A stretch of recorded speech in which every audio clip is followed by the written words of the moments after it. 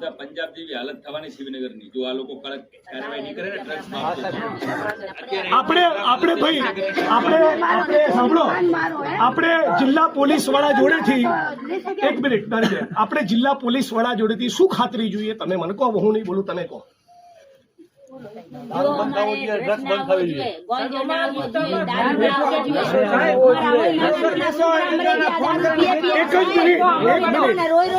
એક મિનિટ આવતા 30 દિવસ એક મિનિટ ભાઈ આવતા 1 તારીખે હું ફરી આટો મારીશ અને 6 ડિસેમ્બરે બાબા સાહેબ આંબેડકરની નિર્વાણ દિવસ છે, મૃત્યુતિથિ, એ દિવસે હું ફરી આવીશ.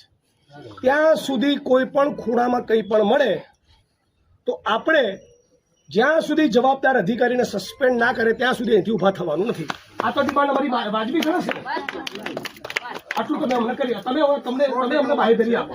100% વાત છે. છેલ્લા 1 માસમાં મેં આપને કીધું મારી પાસે રેકોર્ડ ઉપર માહિતી. આ બહેનો તમે મારી પાસે પહેલી વાર આવ્યા છો, બરાબર? શિવનગરમાં 100% તમારી જે કાંઈ પણ રજૂઆત હશે, ભાઈઓની જે કાંઈ પણ રજૂઆત હશે, 100% 110% કામગીરી થશે. એમાંથી કોઈ પણને છોડવામાં નહીં આવે. જરૂર પડશે તો હું જાતે આવીશ, બરાબર?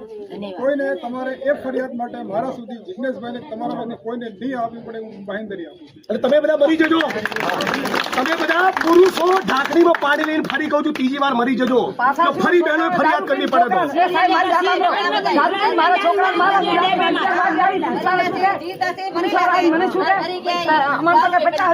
તો તમારો છોકરો શું કરશે? તમારે 50,000 રૂપિયા અમારા છોકરાને મારો બાઈક ભાંગો, મારો ફોન ભાંગો, હું અહીં આવી રાતના 1 વાગ્યા સુધી બેઠી, મારા છોકરાને મારો, હું વિધવા બેન છું, મારા છોકરાને મારી નાખો, મારા છોકરીને તારો હાથ કેળો, હું ઘરે કરી આવી કેમ નહીં પુરસાર છું કે અહીંયા તો 50,000 રૂપિયા 50,000 50,000 નથી પડતા.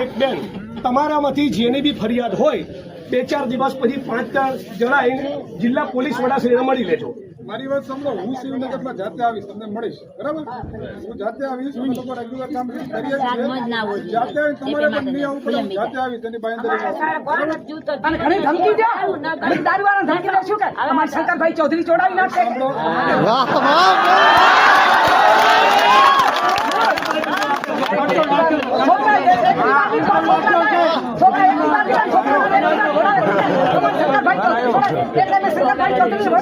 છોકરા મારવા ચડાવે.